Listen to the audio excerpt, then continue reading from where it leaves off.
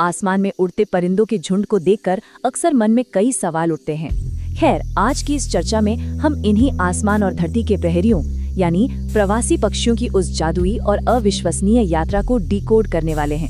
ये सिर्फ पक्षियों की उड़ान की कहानी नहीं है, बल्कि ये समझने की कोशिश है कि कैसे हमारी अपनी पृथ्वी की सांसें सीधे तौर पर इन पर निर्भर करती हैं। तो चलिए बिना किसी देरी के शुरू करते हैं।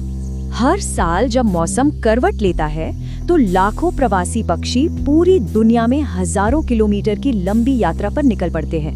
जरा सोच के देखिए, एक महाद्वीप से दूसरे महाद्वीप का सफर, और वो भी बिना किसी जीपीएस या आधुनिक नेविगेशन के। ये सच में कुदरत के सबसे बड़े चमत्कारों में से एक है। बिल्कुल सटीक रास्ता, जैसे उनके दिमाग में दुनिया का पूरा नक्शा छपा हो। इतनी लंबी दूरी तय करने के लिए उनके भीतर कितनी ऊर्जा और कितना धैर्य होता होगा, ये वाकई कमाल है। लेकिन यहीं से एक बहुत बड़ा वैश्विक संकट सामने आता है। आखिर क्या होता है जब हजारों साल पुरानी इस प्राचीन यात्रा में रुकावट आने लगती है? जब इन शानदार जीवों के उड़ने के रास्ते और उनके आराम करने के ठिकाने नष्ट हो जाते हैं, तो हमारे पूरे पारिस्थितिकी तंत्र पर इसका क्या असर पड़ता है? ये एक ऐसी पहेली है जिसे सुलझाना हमारे लिए बेहद जरूरी है। भाग 1, आसमान के प्रहरी। तो बात करते हैं उन खतरों की जिनका ये प्रहरी आज सामना कर रहे हैं। देखिए, कड़वा सच तो ये है कि हमारी आधुनिक गतिविधियां ही इन पक्षियों के लिए सबसे बड़ा खतरा बन गई हैं। प्रदूषण से लेकर जंगलों की अंधाधुंध कटाई तक हर चीज उनके रास्ते में एक बड़ी बाधा है। और इतना ही नहीं, मोबाइल टावरों से निकलने वाला खतरनाक रेडिएशन, अवैध शिकार और सबसे बड़ा दानव जलवायु परिवर्तन, ये सभी चीजें मिलकर इन परिंदों के वजूद को ही मिटा रही हैं। उनका घर और उनके जीवन का आधार सब कुछ बहुत तेजी से सिमटता जा रहा है। भाग 2, वैश्विक पर्यावरण पहल। अब ऐसा नहीं है कि दुनिया बस चुपचाप सब देख रही है। जागरूकता का एक पूरा सफर रहा है। इसकी असल शुरुआत हुई साल 1970 में, जब अमेरिका में पहली बार पृथ्वी दिवस यानी अर्थ डे मनाया गया। और इसी नई चेतना ने आगे चलकर साल 2006 में विश्व प्रवासी पक्षी दिवस की नींव रखी।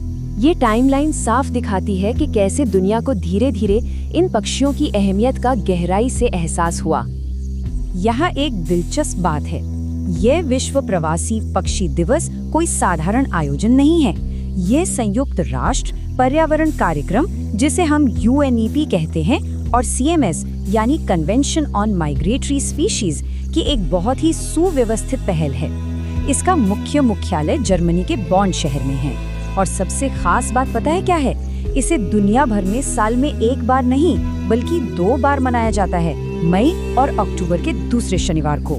ऐसा इसलिए किया जाता है ताकि मौसम बदलने के साथ साथ इन पक्षियों की दोनों तरफ की यात्राओं को सुरक्षित किया जा सके। इसी तरह पृथ्वी दिवस भी पर्यावरण बचाने की दिशा में एक बहुत बड़ा ऐतिहासिक कदम है।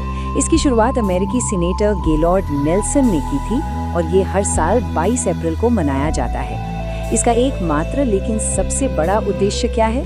हमारे पर्यावरण का संरक्षण करना और हमारी पृथ्वी को सुरक्षित रखना। आखिरकार ये ग्रह ही हमारा घर है और इसकी देखभाल करना हमारी सबसे पहली जिम्मेदारी होनी चाहिए।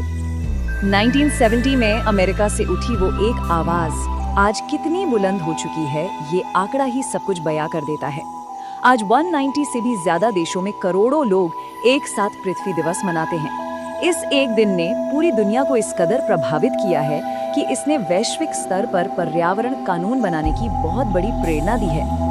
ये बिल्कुल इस बात का सबूत है कि जब हम सब मिलकर एक साथ आते हैं तो बदलाव कितना विशाल और व्यापक हो सकता है। समय के साथ हमारी चुनौतियां भी लगातार बदल रही हैं। इसलिए हर साल पृथ्वी दिवस के लिए एक नई थीम चुनी जाती है। रिस्टोर आवर अर्थ, यानी हमारी पृथ्वी को बहाल करें। और प्लैनेट वर्सेस प्लास्टिक्स जैसी हालिया थीम्स को ही ले लीजिए। ये थीम्स बिल्कुल सटीक तरीके से उजागर करती हैं कि आज की तारीख में हमारी सबसे बड़ी पारिस्थितिक जरूरत क्या है और हमें अपना पूरा ध्यान कहाँ लगाना चाहिए। भाग 3, आरव और चिड़ियों का सफर। इन बड़ी बड़ी वैश्विक बातों से निकलकर जरा एक स्थानीय कहानी पर आते हैं। आरव नाम के एक छात्र के गांव में सर्दियों के दौरान दूर देशों से बहुत सुंदर प्रवासी पक्षी आते थे। लेकिन जब गांव का तालाब प्रदूषित हो गया और पेड़ काटे गए तो पक्षियों ने आना ही बंद कर दिया। पूरा गांव मायूस हो गया, पर आरव ने हार नहीं मानी। उसने पक्षी बचाओ पृथ्वी बचाओ नाम का एक लोकल अभियान शुरू किया। बच्चों और गांव वालों ने मिलकर खूब मेहनत की, तालाब को पूरी तरह से साफ किया और नतीजा, हजारों पक्षी फिर से वापस लौट आए। क्या कमाल की जीत थी। जब उस साफ तालाब में हजारों पक्षी वापस लौटे तो पूरे गांव में खुशी की लहर दौड़ गई। उस शानदार कामयाबी के बाद आरव ने एक बात कही जो सीधे दिल पर लगती है। यदि हम पृथ्वी और पक्षियों की रक्षा करेंगे तभी प्रकृति हमारी रक्षा करेगी। ये विचार सुनने में बहुत सरल लगता है, लेकिन इसमें प्रकृति के साथ हमारे गहरे और सहजीवी संबंध की सच्चाई छिपी है। हम इंसान प्रकृति से अलग नहीं है, हम तो बस इसका एक हिस्सा हैं। भाग 4, हमारा योगदान और संकल्प। तो आरव की कहानी हमें क्या सिखाती है? दरअसल हमारे रोजमर्रा के जीवन में उठाए गए छोटे छोटे कदम भी एक बहुत बड़ा बदलाव ला सकते हैं। हमें सक्रिय रूप से पेड़ लगाने चाहिए, पानी और बिजली बचानी चाहिए और अपने आसपास पक्षियों के लिए दाना पानी जरूर रखना चाहिए। प्लास्टिक का इस्तेमाल कम करना भी हमारी बड़ी जिम्मेदारी है।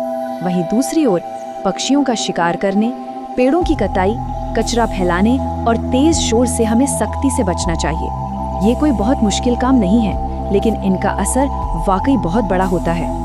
कुल मिलाकर बात ये है कि ये प्रवासी पक्षी हमें प्रकृति के एक बहुत ही नाजुक संतुलन के बारे में सिखाते हैं। उनका आना, जाना और पर्यावरण के बदलावों पर उनकी प्रतिक्रिया, ये हमारे लिए एक बहुत बड़ा संकेत है। ये इस बात पर जोर देता है कि पृथ्वी हमारी माता है और इसकी रक्षा करना कोई विकल्प नहीं, बल्कि एक आवश्यक कर्तव्य है जिसे हम सभी को मिलकर निभाना है। इस विश्लेषण को समाप्त करते हुए एक बहुत ही चुभता हुआ सवाल हम सबके सामने है। जरा सोचिए, अगर हम आज इस पर्यावरण को नहीं बचाएंगे तो हमारी आने वाली पीढ़ियों को हम कैसी दुनिया देकर जाएंगे? अगर हम चाहते हैं कि उन्हें स्वच्छ हवा, घने जंगल और पक्षियों की चहचहाट मिले तो हमें आज ही ठोस कदम उठाने होंगे। आज के हमारे कदम ही कल की दुनिया तय करेंगे। इस विषय पर बहुत गहराई से विचार करने की आवश्यकता है। आज की इस चर्चा से जुड़ने के लिए बहुत बहुत धन्यवाद।